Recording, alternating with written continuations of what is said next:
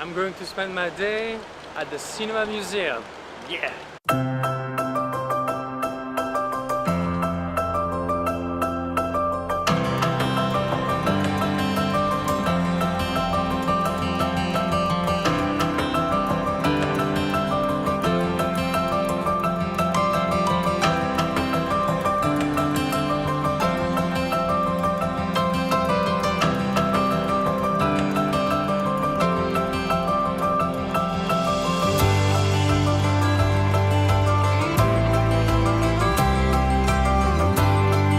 Please.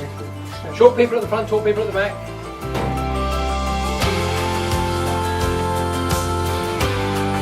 And I remember when I came in this room, I was carried away by a new world of tales.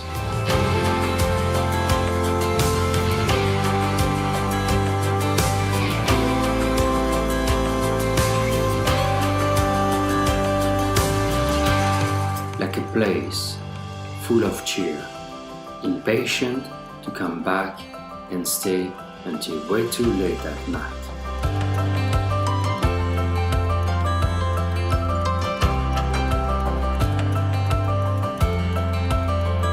A place where the impossible is possible, when you dive in a story that opens your heart.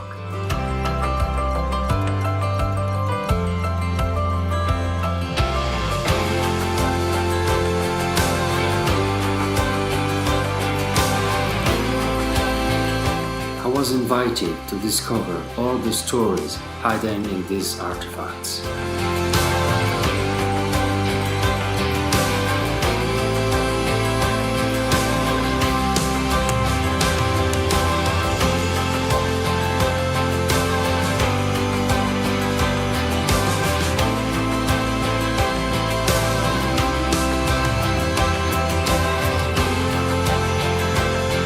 And believe me, you won't be disappointed by what this world can bring to you.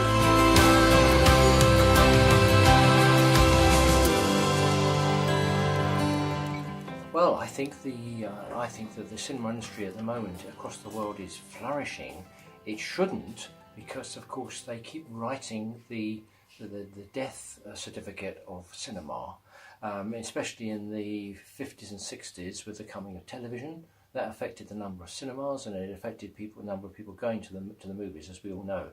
As I said in my tour, in Britain it started with the coronation of the Queen in 1952, because there weren't many televisions in circulation in the 1940s, and the television service had to get going after the Second World War.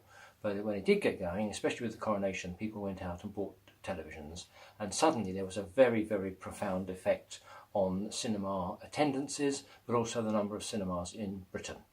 And a lot of them were closed. Some went over to bingo, some became churches, some became gyms, some became shops, but a lot of them closed down for various reasons. And many of them were demolished, which is very sad, because there were some beautiful cinemas that got demolished, which is a great sadness to us, because we miss them enormously, and we'll never see their like again, as they say. But since then, of course, the cinema industry has gone up and down like this, and every now and again they say, oh, the number of attendances at cinema has gone down. Then what happened, of course, in the 90s, and it goes up again for various reasons. If there's a blockbuster film that's very popular, it'll obviously affect cinema attendances.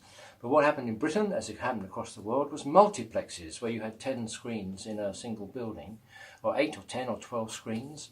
And of course that was a very complicated operation while you were showing film on film, but as soon as you got DVDs or DCPs showing film on a disc, life was much easier, because you could program 12 screens in a morning, and then in theory you press the button and the whole thing runs itself.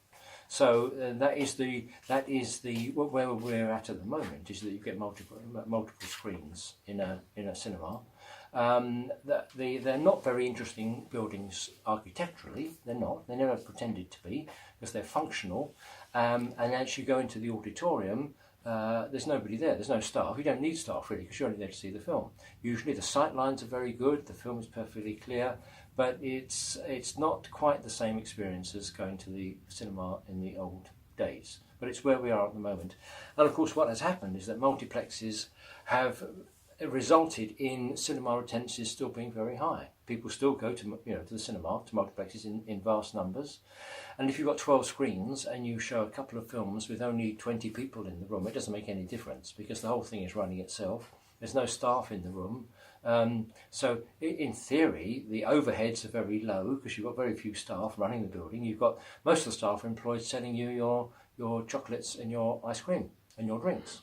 So in theory, the whole thing should be a success financially, which I dare say it is. And of course, every now and again, still, you get a film that is incredibly popular that everybody wants to go and see. And you think, thank goodness for that. But that's always been the case. That that sometimes the film industry will put out a film which is either very expensive or very popular, or it just captures the popular imagination. And that still happens today. So right now, I think the cinema industry across the world is doing quite well.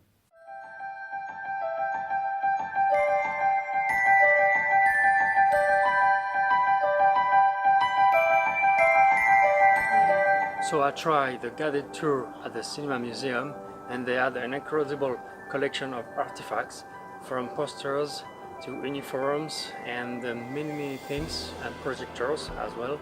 And Maurice, he knows so many things, so many stories, so many anecdotes about cinemas, and he knows the customers' experience in British cinemas during the 20th century. So come here, go get your ticket, and thanks for being curious.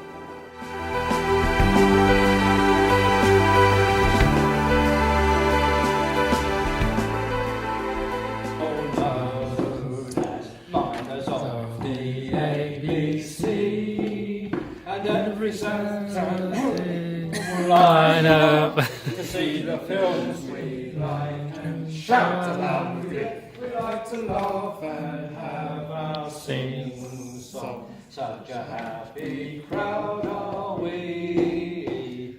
We're all pals together.